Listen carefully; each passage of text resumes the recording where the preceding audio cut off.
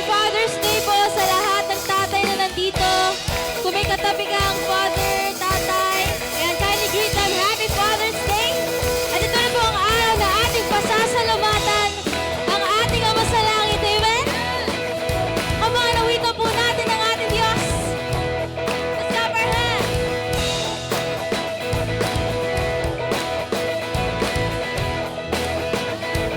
Ating awitin. Sumasayo, sumasakit ka, O Diyos, kay kasama.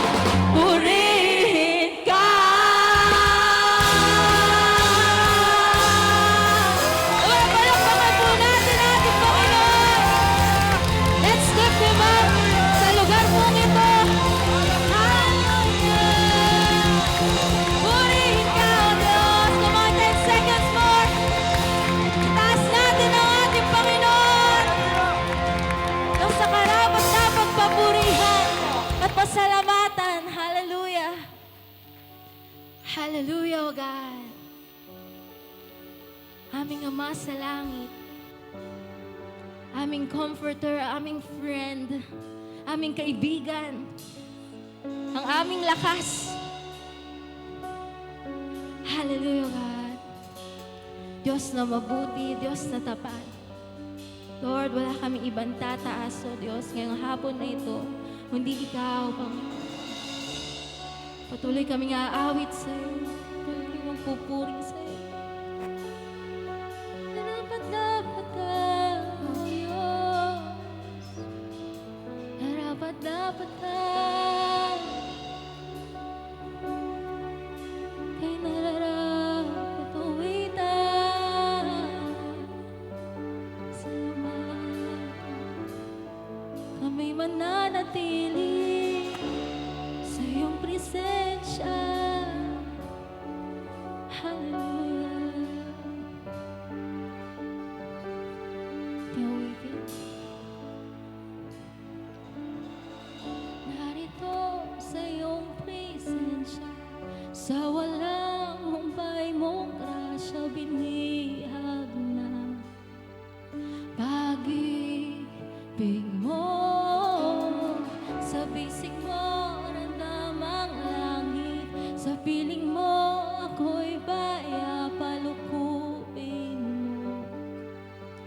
Nang wagas habang biyaya mo, ang dahilan kung bakit naririto. Ang puso ko'y iyong pinawi mo. Lahat ng mga takot ko, O Diyos, sasandal sa pag-ibig mo. Sasandal sa'yo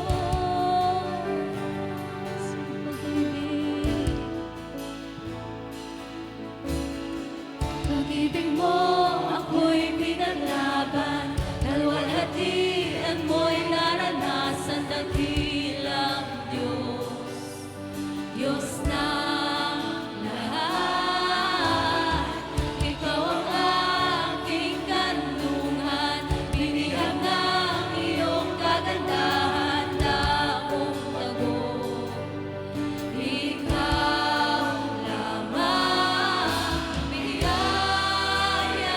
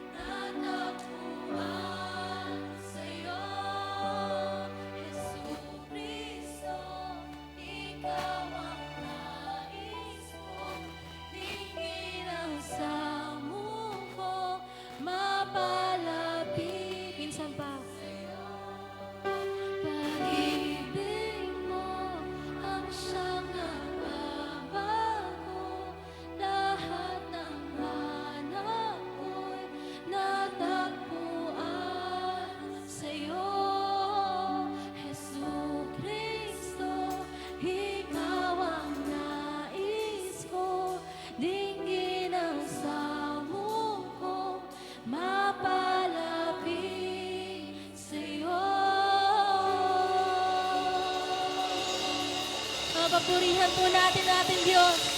Diyos ng pag-ibig, di nagbabago, di nagkukulang. Kung aming kasapatan, aming Ama, hallelujah. O Diyos, pinapupurihan ka namin, aming Ama. Sa'yo po mataas sa papuri at pagsamba, pasasalamat sa makapangyarihang pangalan ng iyong anak na si Jesus. Sa lahat na magsabi ng Amen. Amen. Papurihan natin.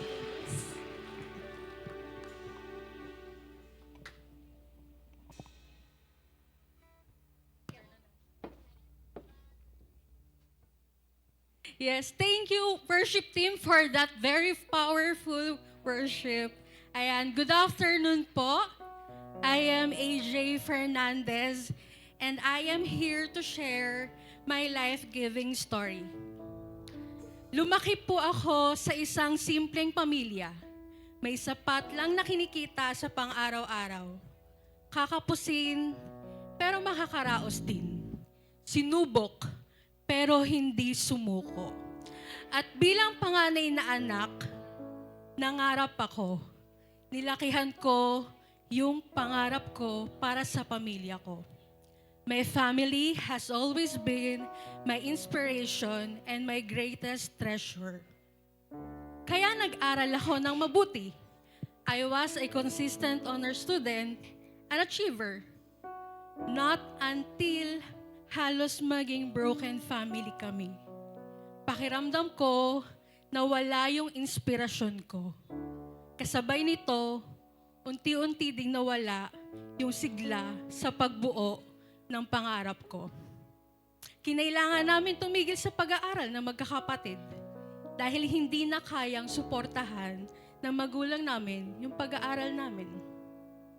But despite those challenges na nararanasan namin, pinili kong mag-serve sa dati naming church, nag-active sa ministry and discipleship, nag-focus sa Diyos. Dahil sa ganong paraan, sinubukan kong buuin ang sarili ko. Dahil tumigil po ako sa pag-aaral, naghanap na lang ako ng trabaho. And thank God po, na-hire din ako. But God is really good kasi inoferan din po ako nung employer ko na mag-aral ulit. Yes po, empleyado sa umaga, estudyante sa gabi. Hindi naging madali ang aking pinagdaanan. Iyak, pagod, umulit ng subjects dahil hindi umaabot sa quota grade. 200 pesos na allowance, ibabiyahe yung Makati, Manila to Antipolo araw-araw. Mahirap man, pero hindi ako iniwan ng Diyos. He strengthened me. He sustained me. Yes po, it took me 8 years to finish my degree. Tiyaga at faith, and by God's grace, nakatapos din. Nagpatuloy po akong buuin yung pangarap ko. Yung malaking pangarap ko. Pangarap ko pong maging CPA o Certified Public Accountant. Kaya nag-take po ako agad ng board exam. But I failed. The following year, nag-take po ulit ako. But I failed once again. Pandemic happened. Nararamdaman ko na yung delay or bagal ng pag-usad ko sa buhay. Yung pakiramdam na nag-aaral naman ako ng mabuti. Mabuti naman akong anak. Nagsaserve naman ako. Pero bakit ganun? Pressured, stuck na sa life, yung pakiramdam na wala nang patutunguhan. Kaya sumubok po ulit ako year 2022. I took the board exam again. But then again, I failed on the third time. Nag-take din po ako ng Certified Tax Technician exam. And yes, I passed. Nag-take din po ako ng Civil Service. I passed again. Kaya ko naman pala. Pero bakit yung bukod tanging pangarap ko patungo sa mas malaking pangarap ko, hindi ko maabot. Okay lang naman ako sa maliit na sinasahod ko kasi kaya ng Diyos ibigay yung pangangailangan ng pamilya ko. Pero gusto ko lang naman matupad yung mas malaking pangarap ko para sa kanila. I was truly begging for the Lord. And you know what? On my fourth take po, I failed again. With this po, tinuruan na ako ni Lord na isuko na sa Kanya yung ultimate dream ko. 2023, finally, I joined my family po dito sa Life Giver. At dito kami tuluyan ng nag-grow with the Lord. During our Seek First 2024, dito ko po masinik ang Diyos. Sinuko ko sa Kanya yung buhay ko. And I asked Him if lilipat ba ako ng work or magte-take ulit ng board exam. Ang kulit ko, di ba? But then again, I attended life retreat po with the hope that the Lord will answer me. Prayer ko, financial and career breakthrough. Pero iba ang sagot ni Lord through receiving a new name. And that is disciple maker. Iba ang gustong ipagawa ng Diyos. And I obeyed Him. Wala na akong nararamdaman na pressure after my life retreat. I was healed from the pain that I've been keeping for the past decade. Yung pain of having an almost broken family. And praise God po, binuo ulit kami ng Diyos, ng family ko dito sa Life Giver. Now, I am continuously serving in the media ministry. Nakatapos ng foundations class, make disciples class, and currently po, nasa life group class. Iba yung joy na binibigay na nito ngayon sa puso ko. Contented, confident sa plano ng Diyos. Dito ko na rin po natutunan ang mag-tithes. Ang alam ko lang po kasi dati, magbigay ka lang ng kahit anong amount, okay na. Pero ang tithes pala ay giving 10% of what you have earned. And I made sure to give what is due to the Lord. And with this po, sunod-sunod na yung naging blessings ni Lord. Praise God, kasi po, yung mga pinsan ko, office and friends, ay active na din po sa pag-attend ng life group. And last April po, nakapag-open na din po ako ng sarili kong life group. Praise God. And on the same month po, last month, I was invited po for a job interview in an auditing firm based sa US. Praise God po, dahil na-hire ako agad as auditor. Yung sahod po na in-offer sa akin ay sobra-sobra pa sa pinagdadasal ko. And isa po sa in-offer din nila ay full scholarship na maging isang US CPA.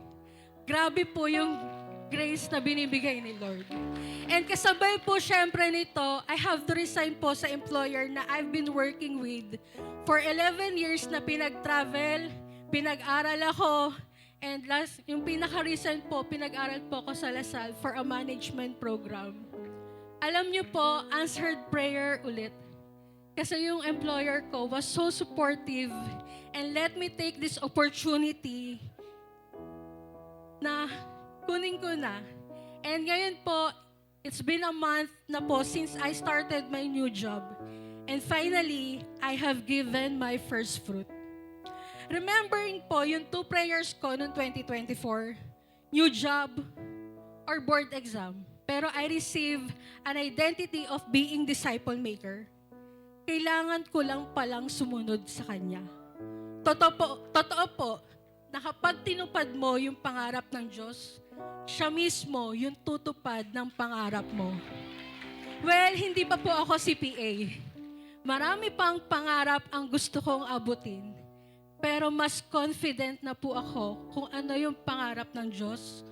Yun ang tunay na pangarap ko. Life Giver family, I encourage you, lakihan mo yung pangarap mo.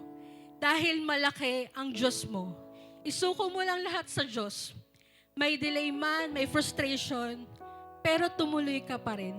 Seek Him because He knows what our hearts truly desire. He has the best plans for us. So keep trusting, keep the faith. I am AJ Fernandez and I am a life giver. Let's give.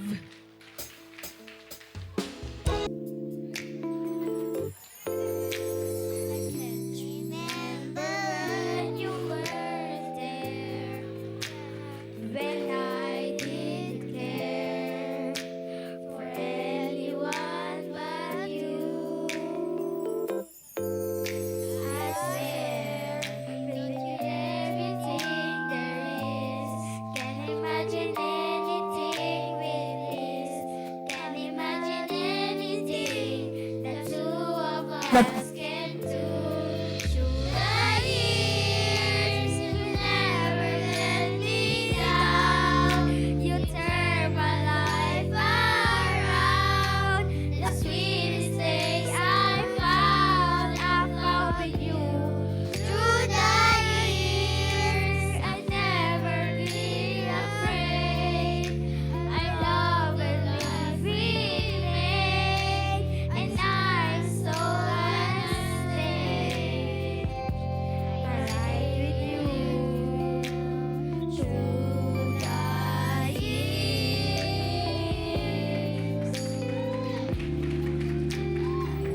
I can't remember what I used to do, who I trusted who I listened to before.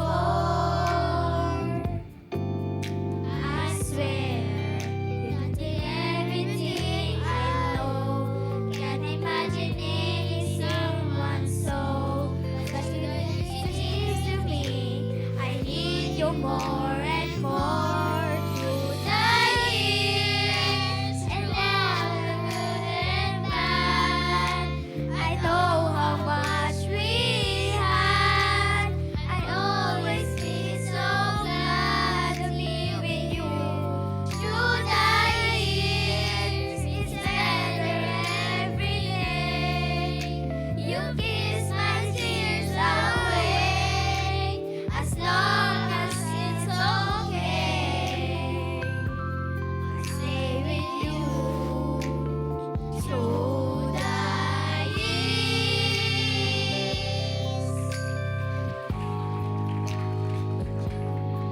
Through the years, when everything went wrong, together we were strong.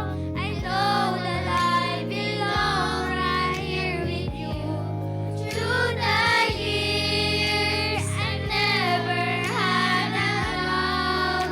We always work this out. I learned nothing about my love with you.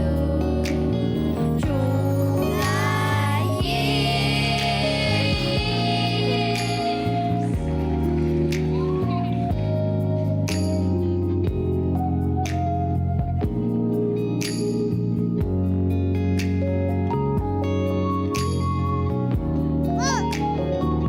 Through the years, you never let me down.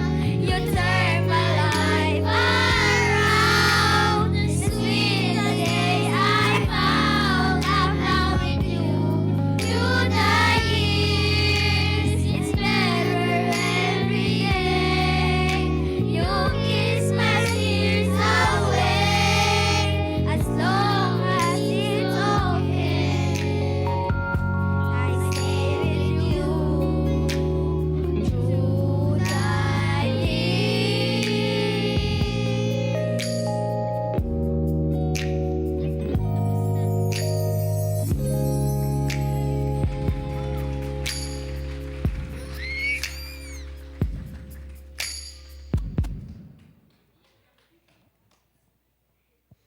Boo!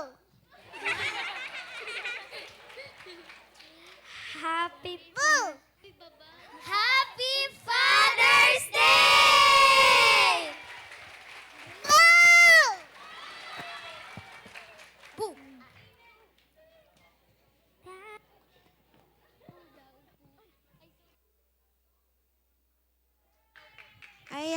Happy Father's Day sa lahat ng mga tatay. Tatayo lahat ng mga tatay natin.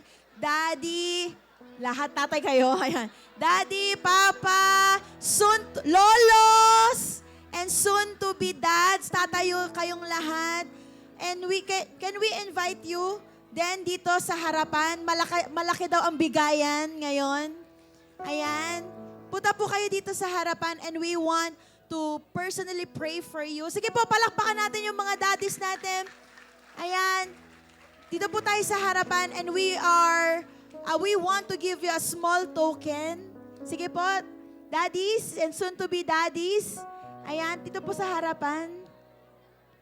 And mga lolos and lolo. Yay! Habang umaakyat sila, palakpakan naman natin. They deserve this clap offering. Ayan, dito sa harap po. Ayan. Hindi po biro ang inyong mga pinagdaanan, yung stress, 'di ba? Yung pagpapagod po ninyo para sa amin. Sige po, dito po sa gitna. Ayan, wow! Palakpakan natin sila! Ang dami nating mga daddies. Ayan. Sige po, ushers, pa-help na lang po ako. Ayaw nila sa gitna eh. Ayan. Wow! Are you blessed, Life Giver Church, na maraming tatay sa Life Giver? Tama po ba?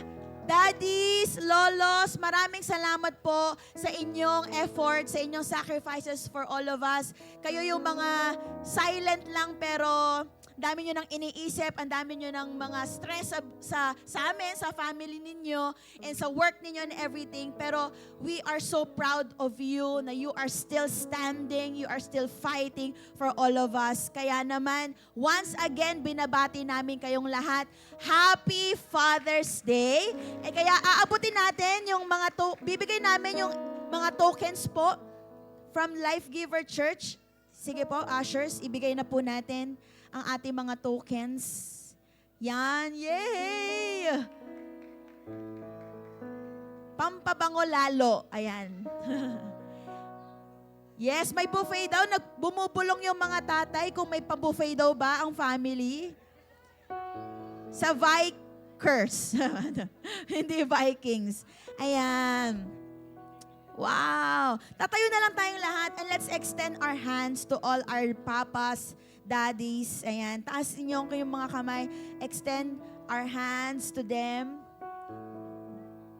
Yan. Wow, grabe!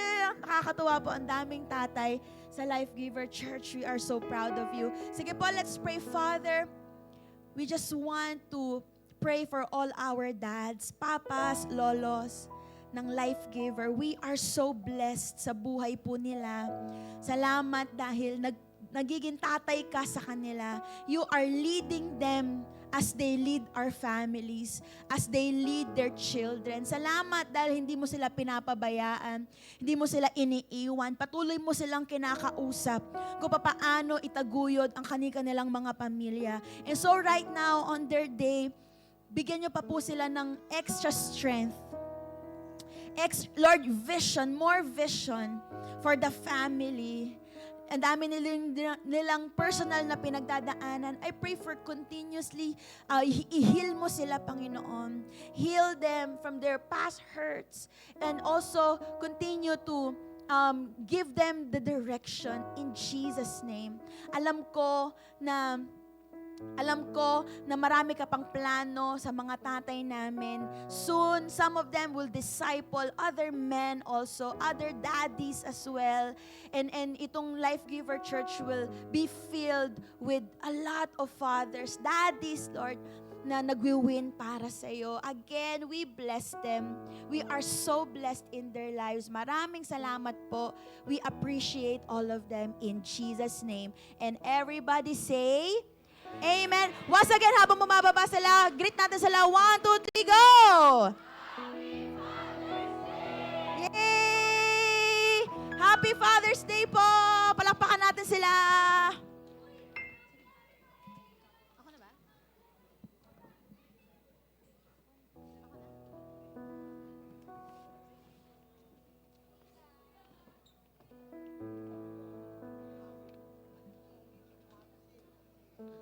Palakpakan naman po natin muli ang Panginoon sa ating mga makikisig na mga ama. Palakpakan naman po natin si Lord. Thank you, Lord, for our fathers na talagang matindi ang sacrifice para sa amin. Sino dito? Who among you, you guys are so blessed with your fathers? Baka ito yung din yung araw na extra special or extra sad to those people who have lost their fathers. No, we want to honor them still if they're not here already, but I know that they're with the Lord, and alam ko po that talagang mas naramdaman yung extra na ang tatay po talaga nating lahat ay ang Diyos. Amen?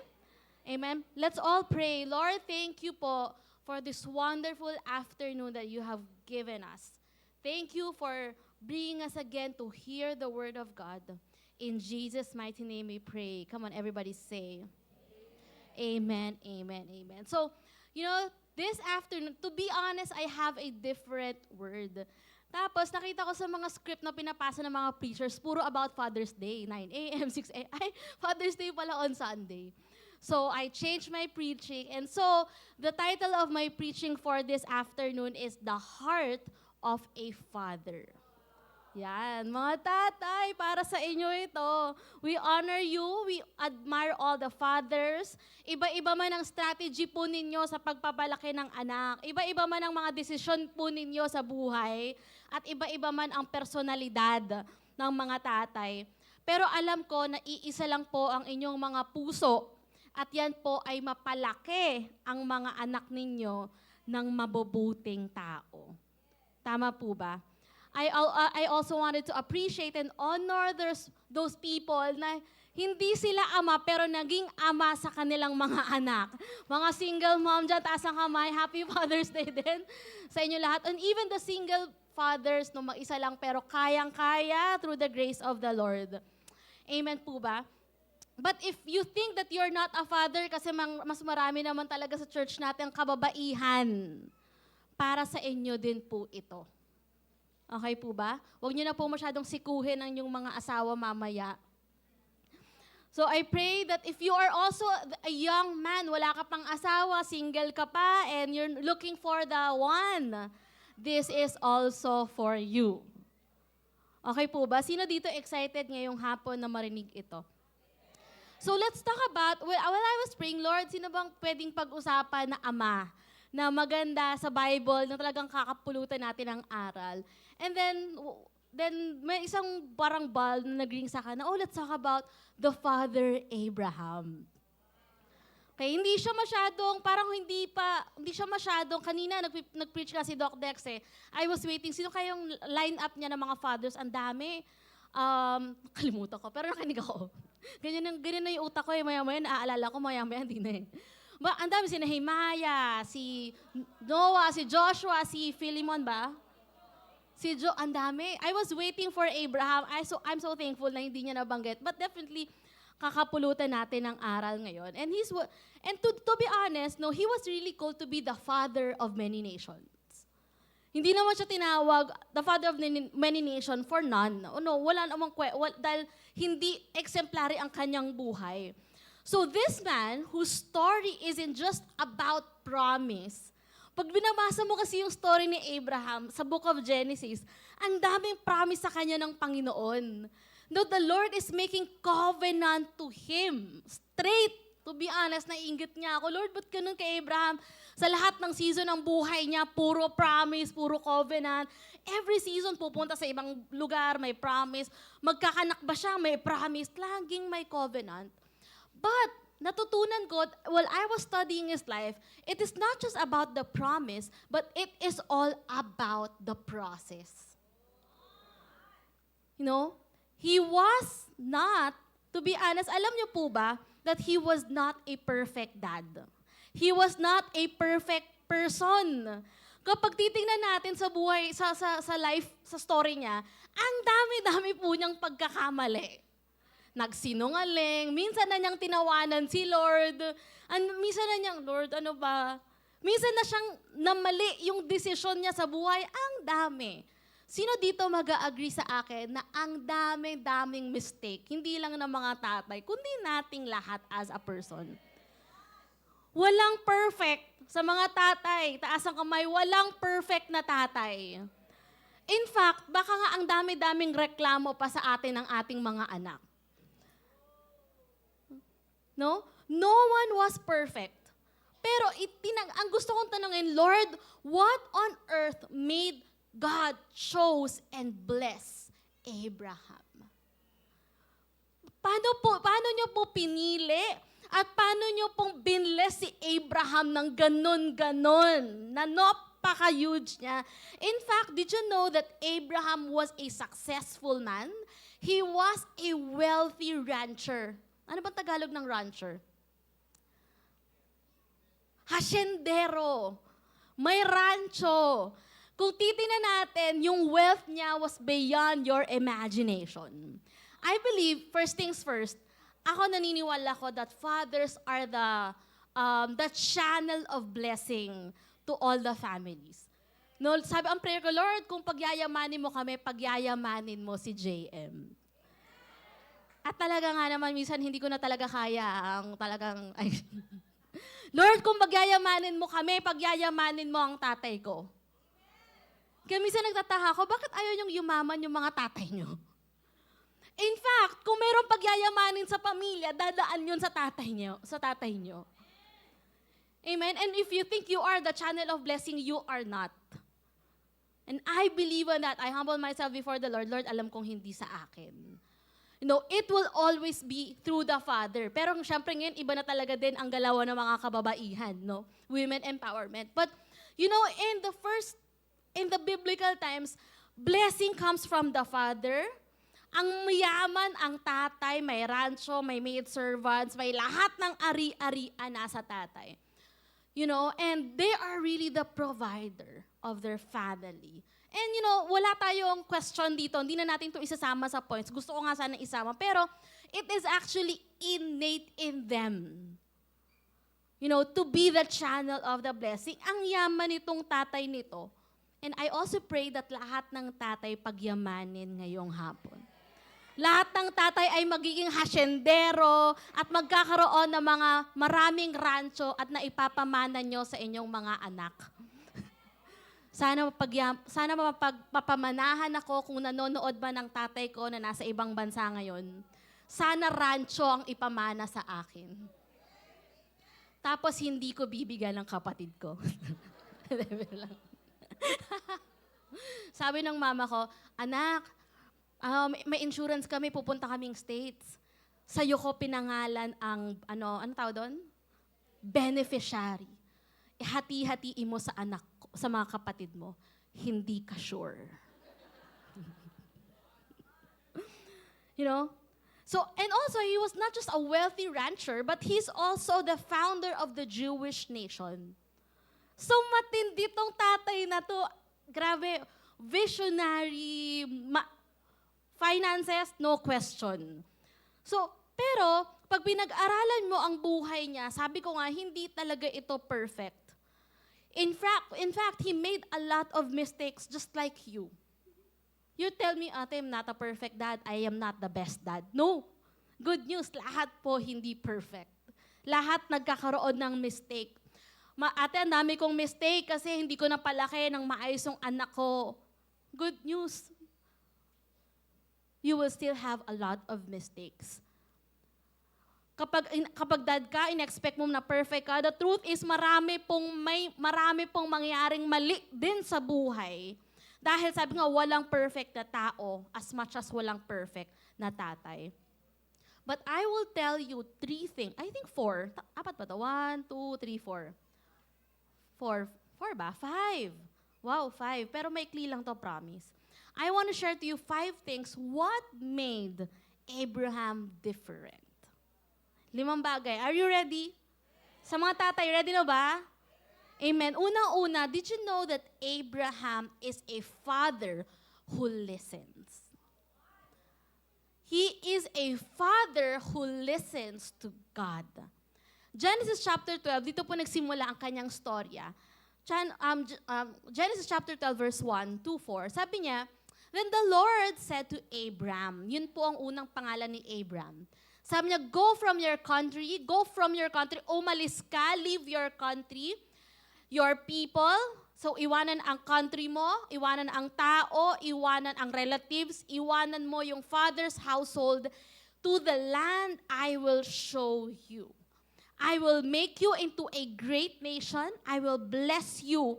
I will make your name great, and I will make your name great, and you will be a blessing. I will bless those who bless you, and whoever curses you, I will curse. And all the people on earth will be blessed through you. So Abraham went as the Lord told him, and Lot went with him. Abraham was 75 years old when he set out from Haran.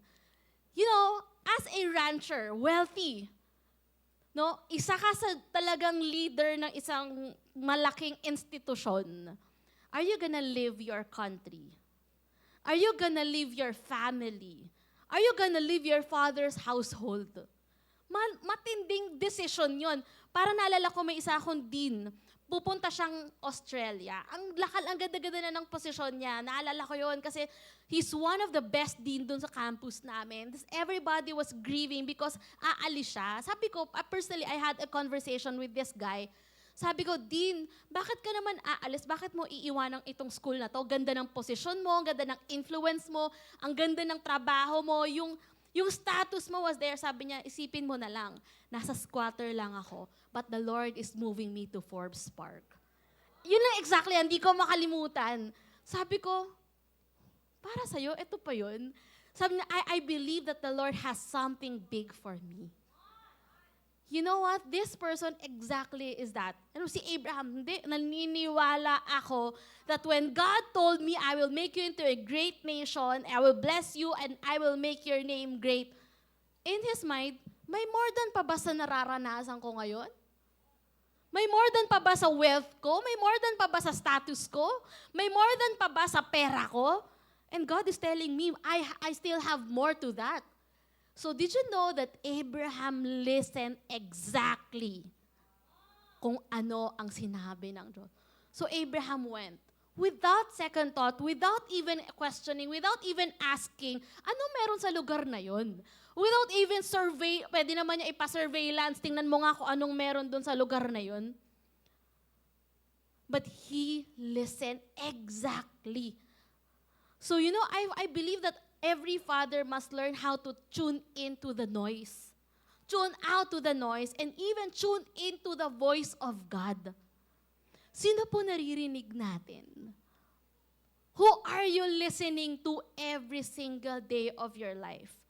Sa age ng puro distraction, puro social media, puro influencer ang nagpapatakbo at nag-i-influence ng buhay natin. I believe that the greatest weapon of every father in this world is their spiritual sensitivity to God. Amen? Palakpakan natin ang Diyos. I love Abraham kasi lagi siyang nakikinig sa Diyos.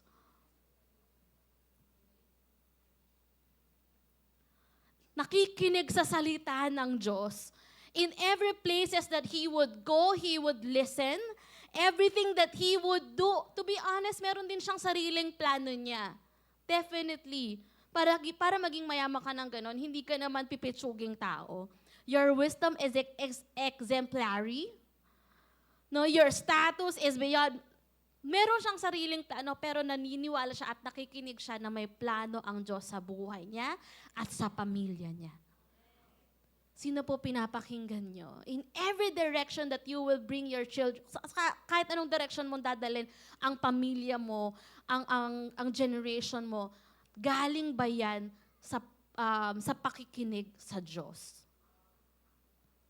So I believe that great fathers has a listening ears.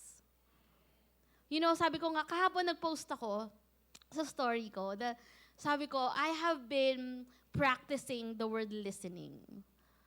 Because I have been, we have been training to a coaching era. Mayroon kaming coaching class na, 2 months ago, Yun na yung pinag-aaralan namin. And one of the things talaga that I have been told to practice is listening. Kasi hindi naman po talaga tayo mahilig makinig sa panahon ngayon. Saan tayo mabilis? Mabilis tayo mag-react. Mabilis tayo mag-judge. Mabilis tayong mamalo. Mabilis tayong, nakakagabi nga nahulog si Bella. If I can just show you the CCTV, bigla siya nahulog sa kama. Tumama siya sa upuan. Pinagalitan ko siya. Ano ba naman yan? Sabi ko kay JM, pagalitan mo yan kasi nagtatumbling na naman. Tapos, when I look at the CCTV, hindi siya tumambling. Umaatras siya sa edge ng kama namin. Hanggang sa akala niya may kama pa, tumabling siya. When patulog na kami, tulog na si JM, we had this conversation. Mama, why did you not listen to me? Why did you not ask me? Why? I did not tumbling. Hindi ka nagtatanong sa akin, hindi ka nakikinig sa akin, sabi ng anak ko sa akin. Sabi ko, itong asawa ko, tinulugan ako. Dapat siya humaharap dito eh. Tapos sabi niya, pinanood namin, see? I did not tumbling. Hindi ako tumambling kasi dapat alam ko na hindi ako tatumbling. Sabi niya, and next time, Mama, you should tell me what to do. Because I'm gonna listen to you.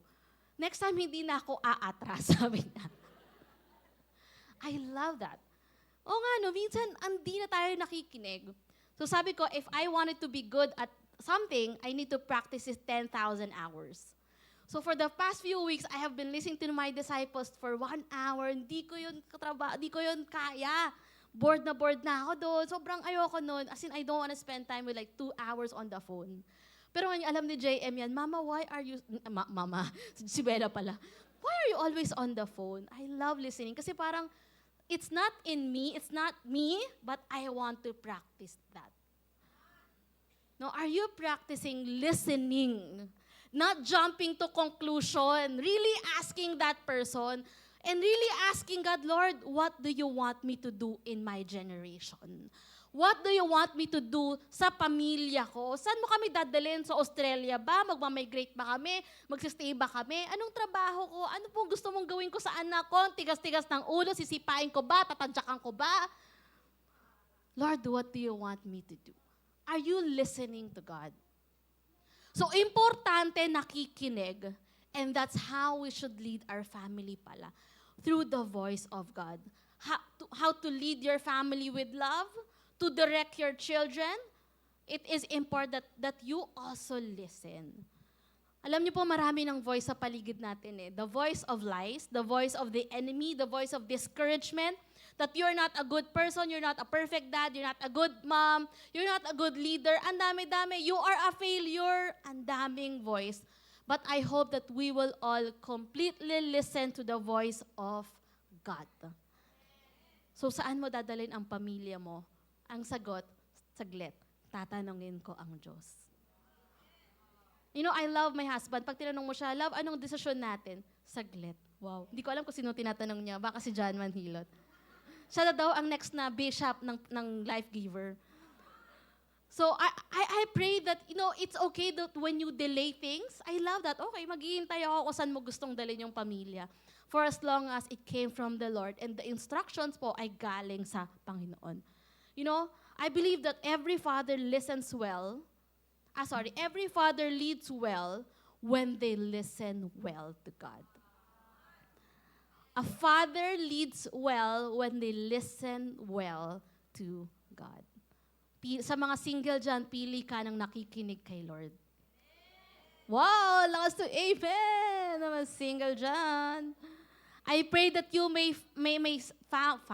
find a guy na, teka lang, nakikinig ako kay Lord.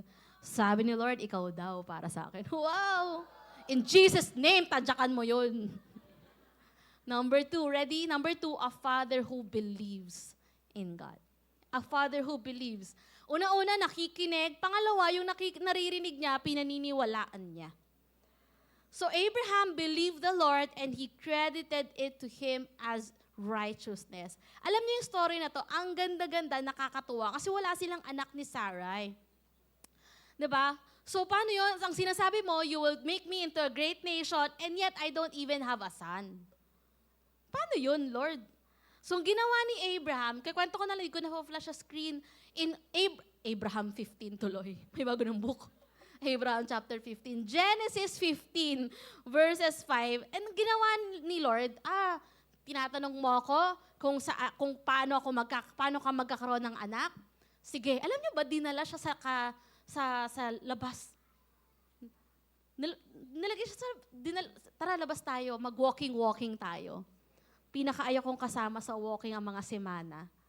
Napapagastos kami sa walking. Iba kasi walking nila sa mall. Tapos magsaswipe.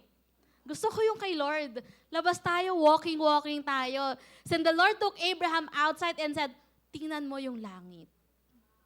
Look up into the sky and count the stars if you can. That's how many descendants you will have. Tumingin ka, kung nabibilang mo, mukhang hindi mo naman mabilang, di wag mo nang bilangin, yan po yung descendants na meron ka. You know what happened? Sabi ni Abraham, and Abraham in verse 6, Abraham believed the Lord, and he credited it to him as righteousness. You know what, fathers? The Lord will gonna give you visions.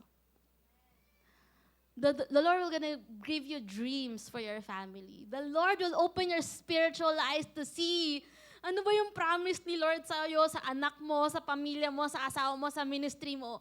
I pray that you will believe. The Lord will show to you ano ba yung magandang blessing, magandang business na pwede mong i-run so that you can bless your nation, your family, your children. And I pray that you will all believe. Problema na ata, hindi lang sa tatay, kundi sa ating lahat, pinakitaan ka na ni Lord, hindi ka pa naniwala. Ang tagal mo namang maniwala, pero pag sinabi na naman ng mga TikToker sa Facebook at sa TikTok, ang bilis mong maniwala. Pero pag kay Lord, medyo mabagal-bagal ng konti. Si Abraham, hindi. Okay. Wala akong anak. Ilang taon na ba siya dito? 75 siguro, another year. Okay. Search na lang. Pero matanda na siya. Paano ko magkakaanak? Menopausal na nga si Marge. Si Sarai. Lumalabas. Ano ba? Paano naman magkakaanak? Si John, 45 na. Si Dayan. Sabi niya, ako yung next. Pero skip natin si Dayan yun kasi mabait tayo sa kanya. Alam nyo, si Dayan, she believed the Lord. Yan. Alam mo, later on, wala silang anak, but Sarai became very impatient actually. Abraham questioned God a little.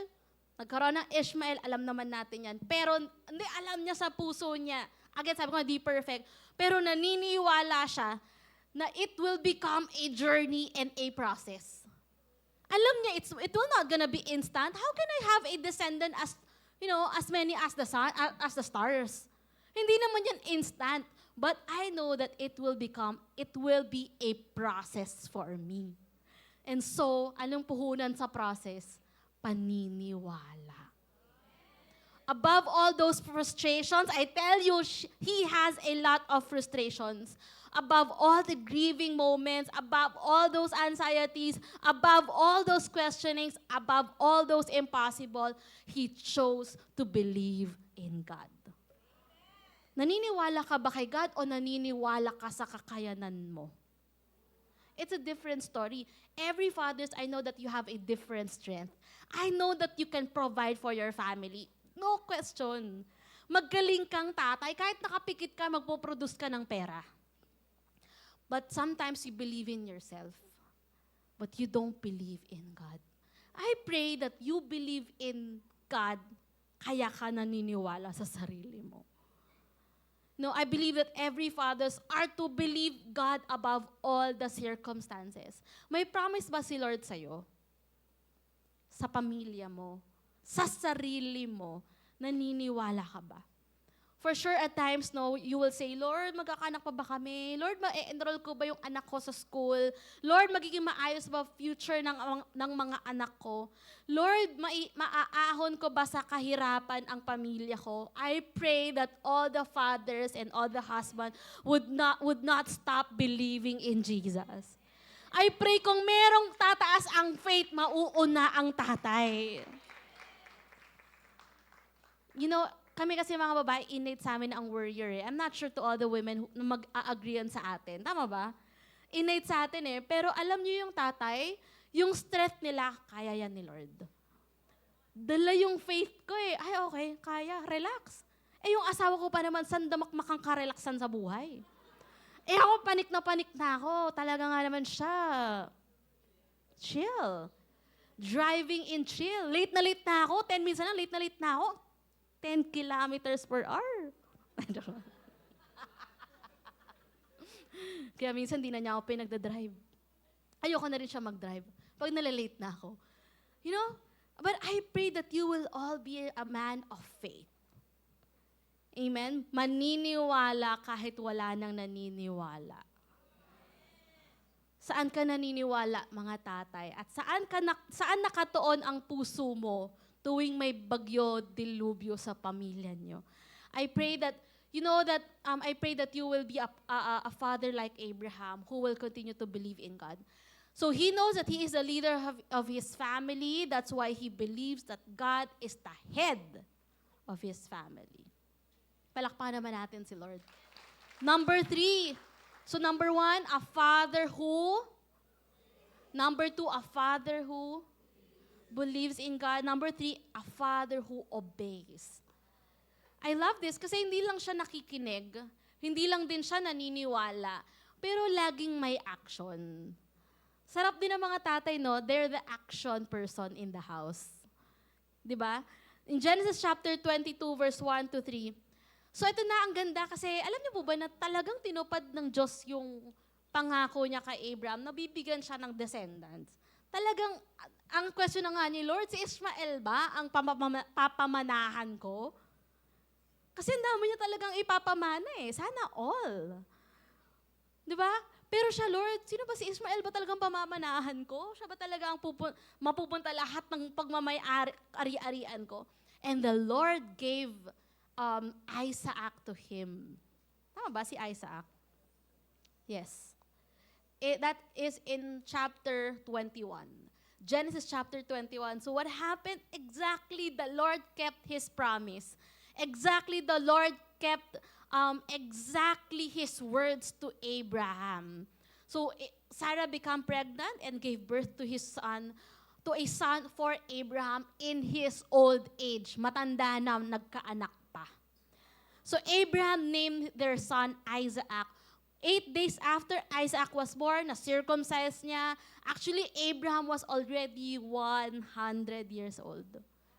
Kaya mo bang maniwala sa Diyos kahit centennial years na? Grabe, 100 years, Lord. Tulungan mo naman ako. Totoo ba to?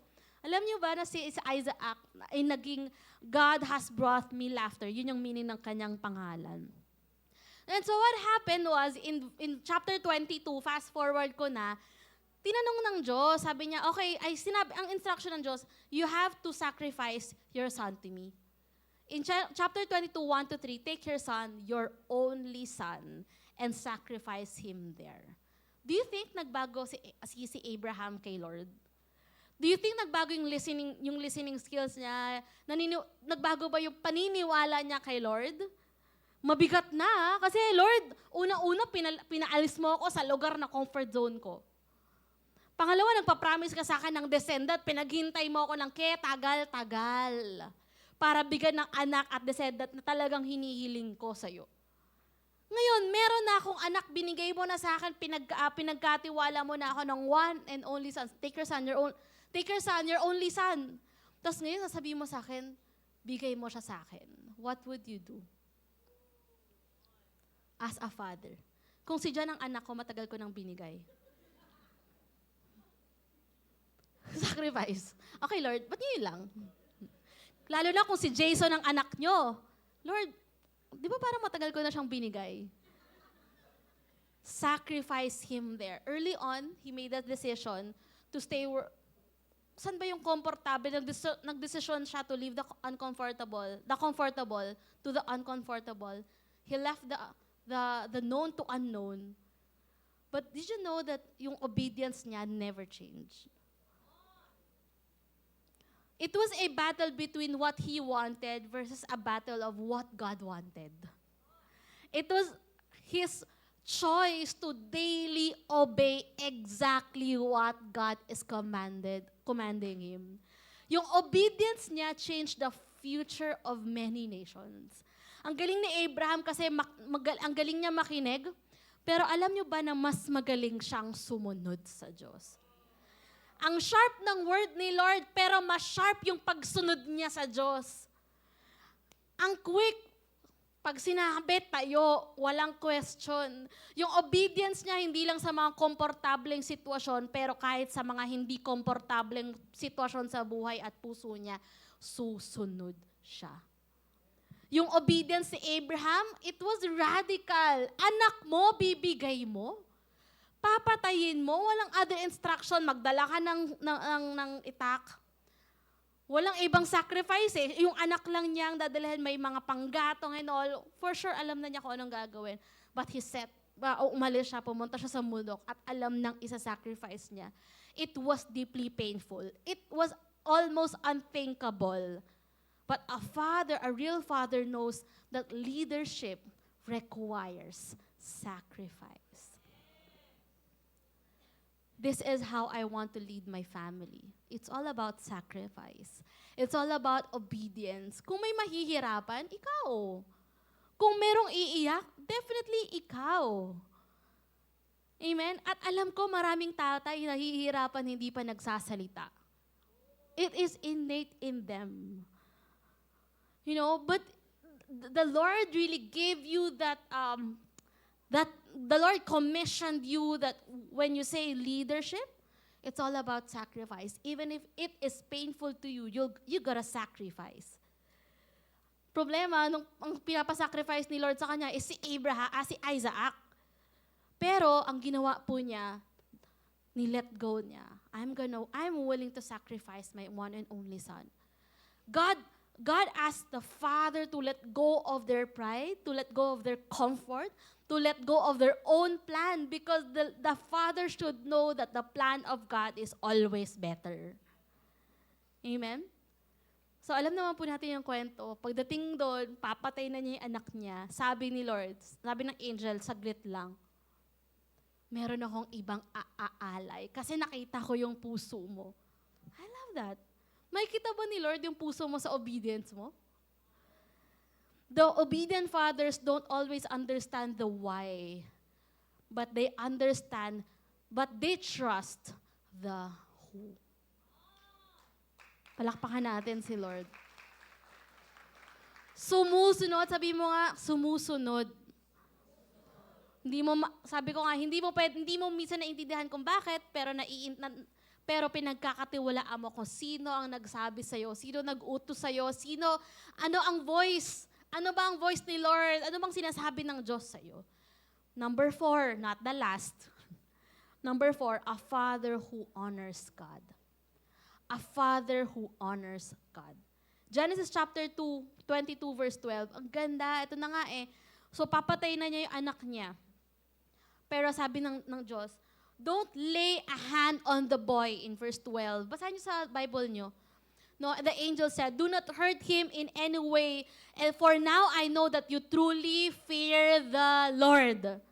Ngayon, alam ko na ang totoong kinakatakutan mo ay ang Diyos mo. You have not withhold anything from me, even your son, your only son. Grabe, alam niyo ba? Alam naman natin yung story, di ba? It was just a testing of his heart.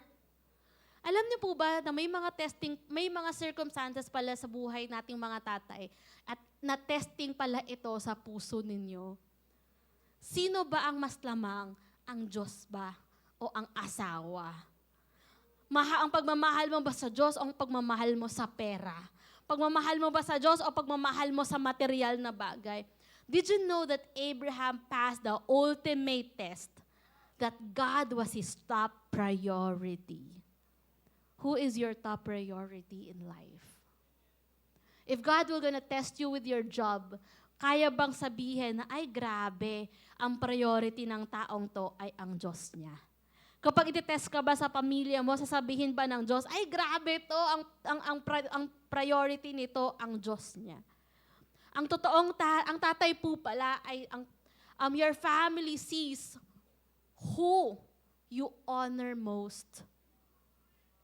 Makikita kung sino ba talaga yung ino-honor ng taong to. Ang Diyos ba? Trabaho ba niya? Reputasyon niya? Pera ba niya? Anak ba niya?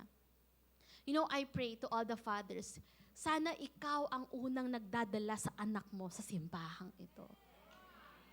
I pray that you may all bring your family to Jesus. I pray na kinakaladkad mo yung anak mo, dito tayo magsisimba. I pray that you open your homes to life groups. I pray that you will lead your family honoring God. I pray that you don't exasperate your children. I pray na kung may takot ang pamilya mo, takot sa Diyos, hindi lang sa'yo. I pray matakot sa hindi ka nagko-commit ng concubinage. Tama ba yun? I pray na hindi nagko-commit ng porn, hindi nagko-commit ng bisyo. I pray walang babae. Kung may kabit, si Lord yun. I pray that the only person, the top list in your heart is the Lord. Sorry, asawa, kasi pangalawa ka lang. Ang una sa puso ko, ang Diyos ko. Amen. Above all my work, above all my strength, it is you, Lord. Mahal ko ang Diyos. You are the first person who opens the Bible every single day. You know, you read the Bible, you pray, you honor God. I pray that you worship God. I pray that the first person, you know, the person who will teach your children to worship God is also you. You know, ang children follows pala the father's revere. I pray that sundin ng anak mo kung sino yung ino-honor ng puso mo. That your children will know and will see that you really honor the Lord. Amen? And of course, and the last, I have 19 minutes. A father who builds a legacy. A father who builds a legacy. Can I just, mag-run down tayo? Number 1, a father who? Number 2, a father who? Believes. Number 3, a father who? Number 4, a father who? Honors God. And of course, and the last, the father who builds a legacy. What I love about Abraham is that, sabi niya, the Lord gave him a promise. Sabi niya, Abraham, to be honest, itong time na to, wala pa siyang anak eh. You will be a father of many nations. What I love about Abraham is that he didn't just live for God. He lived to live a legacy for God. Hindi lang siya nabuhay para sa Diyos, pero nabuhay siya para may iwanang legasiya para sa Diyos. You may not give, hindi man tayo kasing yaman ni Abraham. You know what, lovely, hindi naman talaga ako kasing yaman. In fact, wala akong papamaan ng material sa mga anak ko. Wala kaming kondo, wala akong kotse, wala akong pera, wala akong 200,000 sa bangko ko. Pero Abraham knows that hindi lang niya iiwanan yung wealth niya. Siya may wealth, may pag may iiwanan siya. Pero alam niya that ang iiwanan niya is a good legacy that he honors God. A legacy na buhay niya ay kadikit ang Diyos. Ang buhay niya na alam ko that I will not just gonna build tents, but I'm gonna build a legacy of faith. I'm gonna build a legacy of a church, of a congregation, of a generation that loves God. So real fathers live with a legacy in mind, not just a survival. Ano pwede kong pamana? Tatay, kung wala kang pera, okay lang. Sana maiwanan mo sa mga anak mo yung legacy ng pagmamahal mo sa Diyos. Na kahit wala ka, mahal pa din nila ang Diyos. You know what, in the Bible, pag tinanong mo yung generation, who is our father? Abraham, Isaac, and Jacob. Saan galing yun? Abraham. Saan galing si Jesus? You know, a faithful father shapes the nation by shaping one person at a time. I pray na mag-iwan ka ng magandang aral sa puso ng bawat anak mo. I pray na mag-iwan ka ng faith sa puso ng anak mo. I pray na maniniwala yung anak mo sa Diyos. A great father is not a father's greatness is not measured by his wealth or his strength. But a great father is measured by his obedience to God, his faithfulness in times of trial, and his legacy of righteousness. Amen? Basahin ko ulit yung sinabi ko na. Maybe it's in my PowerPoint na. He didn't just live for God, but he lived to live a legacy for God. May maiiwanan ka ba? May maiiwanan ka ba? O ang iiwanan mo, puro utang. May iwanan mo, sakit sa puso. Ba yan? Galit sa'yo yung anak mo. Nagtatampo sa'yo. Ayaw kang makita. Again, children, your father is not perfect. Kaya yun yung introduction ko. I wanted to reiterate, our fathers are not perfect. Baka may tampo ka sa tatay mo. You know, or baka ikaw, bilang tatay, may tampo ang anak mo sa'yo. But, you know, it's never too late to build a life of legacy, of faith. So, fathers, I have a question for you. Are you hearing God's word? Are you hearing God's voice every single day of your life? Are you willing to obey even when it doesn't make any sense? What kind of legacy are you building today in your homes? You know, to be honest, kanina, parang I've been telling you of a father na maraming mistake, just like Abraham. To be honest, my dad is not also a perfect dad. Naalala ko when we were growing up, sa totoo, hindi kami lumaki. Talaga nga naman, wala talaga kaming kinalakihan. Itong height kong to, grade 5 pa lang to na yung height ko. But ang vivid memory ko lang sa tatay ko, nagtatrabaho yung nanay ko, parang ano siya, insurance agent. Nagluto yung dad ko ng hotdog na may rice. Tapos yung rice, nilagay niya sa mangkok. Tapos nilagay niya doon. Tapos may form ng mangkok yung rice. Tapos may egg, tapos hotdog. Yun lang yung tanging naalala ko na memory ko sa tatay ko nung bata ako. That I know that he was there. Kasi completely, when we were growing up, he was very busy in the ministry. He was going to different places. Actually, parang ang naalala ko nga lang, wala kaming permanenteng bahay. Kasi nung tumatanda na nga kami, wala naman talagang pinistri kami from one house to different house, from Makati, from Tacloban, to different household. At naalala ko, marami akong kasama lang na nagpapalaki sa akin. No, sa mga household members namin. My dad was very, very busy building the kingdom of God. Okay? So if you're gonna ask me, is he 100% present in our lives? I tell you, no. You know, I only have few, like 10 or 20 memories of my childhood being my dad. But maybe he's not 100% and physically present in my life.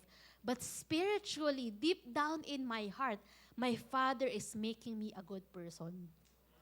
You know, and I tell you, lumalaki kami na bakit ganun, wala sa tatay. Pero ang naaalala ko sa kanya, when we were like high school, he would always drag us out of our bed and put us here in the church. Galit na galit every morning, every Sunday, nagagalit na lang siya, lagi na lang kayong late. Ang tatay ko, siya nagbubukas ng simbahan. Late na sa amin yung 7 o'clock a.m. Ilan taon lang ako noon, like 10 years old, 6 a.m. gigising na kami, bumabiyahe na kami papuntang simbahan. Sa sobrang inis niya sa amin dahil hindi kami nagigising ng maaga, alam mong ginawa niya? Dito tayo titira sa simbahan na to. If you know this place before, we have this coffee soul shop, di ba? Sa likod nun, may maliit na pintuan.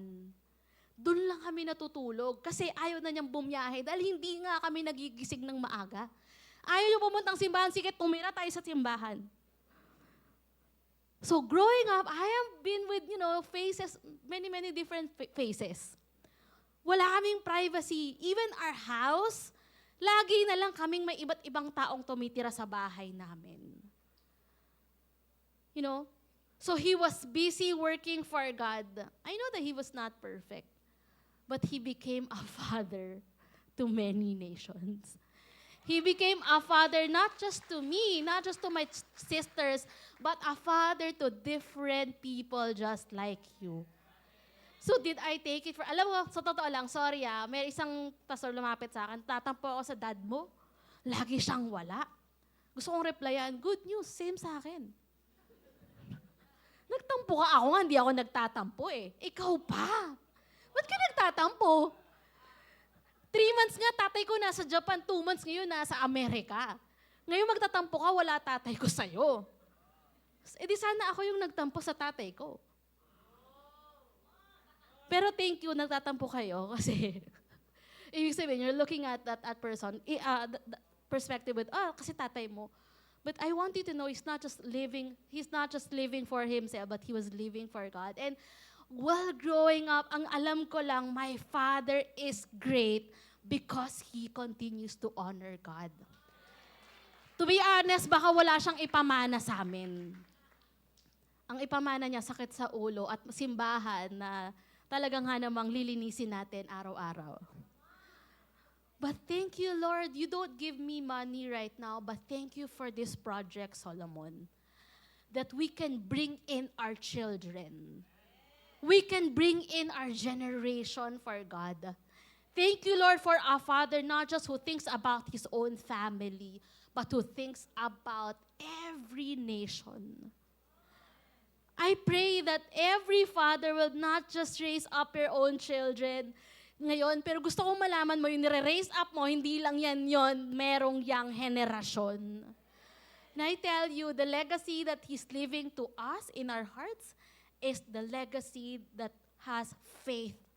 Yung buhay na may faith, yung buhay na ino-honor si God, yung buhay na gagawin din ko anong ginawa niya, hindi lang sa simbahan niya, kung hindi sa pamilya niya.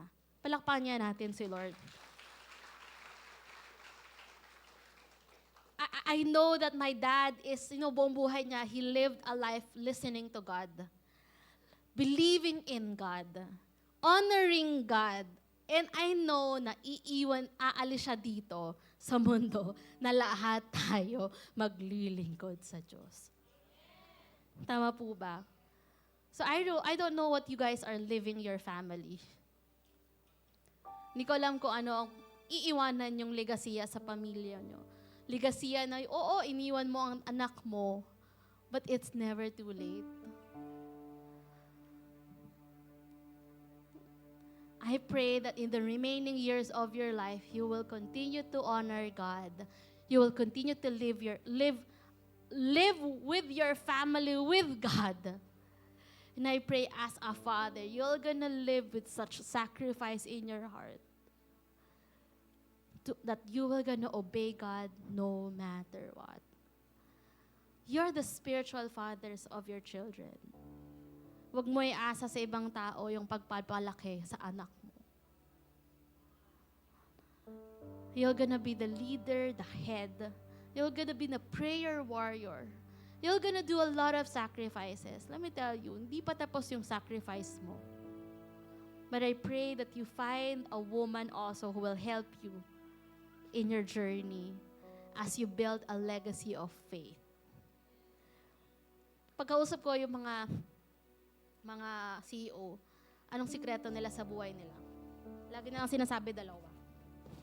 Meron akong Diyos at meron akong asawang maganda. Joke lang, hindi maganda. May perfect akong asawa in life. I have a perfect partner in life. So I pray that you will have a perfect partner in your life as you build that kind of generation that God wants you to build. And I pray to all the women here, I pray that you're gonna be a great partner to your spouse. I pray that you're gonna be the source of encouragement to them. I pray that even if they fail, sabi mo, marami silang mistakes sa buhay nila, I pray that you're gonna be the first one who will push them, encourage them, not to nag them, not to disempower them. I pray that you will build that integrity na sa kung ano ang binild ng Diyos sa buhay nila. Kasi ang powerful ng calling nila eh. I pray that hindi mawala yung calling na yun dahil sa'yo. And in fact, you're gonna be a great helpmate. You're gonna be a great support, a great prayer warrior as you build a life of faith. Amen? Palakpakan naman po natin si Lord. Tayo tayong lahat.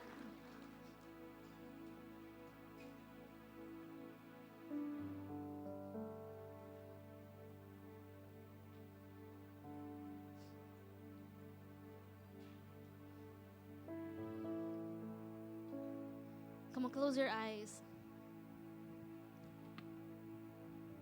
First, I want to talk to the fathers in this room. Tatay, you are the spiritual father of your family. Soon to be dads, single men out there. I pray that you build your faith on the rock.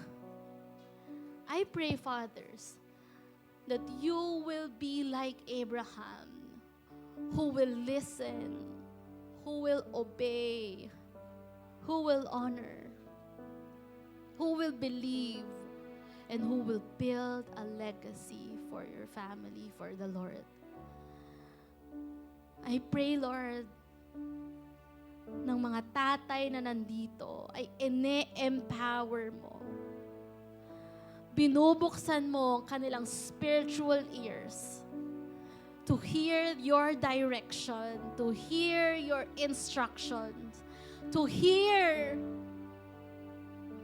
your plans for their lives and for their family. I pray for humility that they need you today. Humility na wala, that they cannot lead their families kung wala ka sa buhay nila. I pray for humility that they need you in their lives. Yes, madiskarte sila. Yes, magagaling sila. Yes, they are the provider, but apart from you, Lord, we cannot do anything. I pray that all the fathers right now, that they will gonna rely on your power. They will gonna rely on your anointing. That they will gonna rely on the Word of God. Na hindi sila magdedesisyon nang wala ang salita mo. Magmamahal sila with such a sacrifice in their hearts that they will gonna obey you always, even if it hurts. Even if it's painful in their lives. Thank you, Lord, because we have an amazing Father. Come on, raise up your hands if you're a dad. Lord, I pray that you bless the hands of these people. Lord, sa kanila manggagaling ang blessing ng pamilya. That you're gonna open up opportunities. Walang tamad na tatay. Mga tatay na willing magtrabaho, tumayo, willing magturo, willing mag-disciple, willing mag-pray, willing mag-open ng Bible every single day. At willing ibigay ang buhay nila sa Diyos. Come on, give your life to Jesus right now. Come on, give your life to Jesus right now. Lord, I give you my life. Lord, I surrender my life to you. Lord, I honor you today.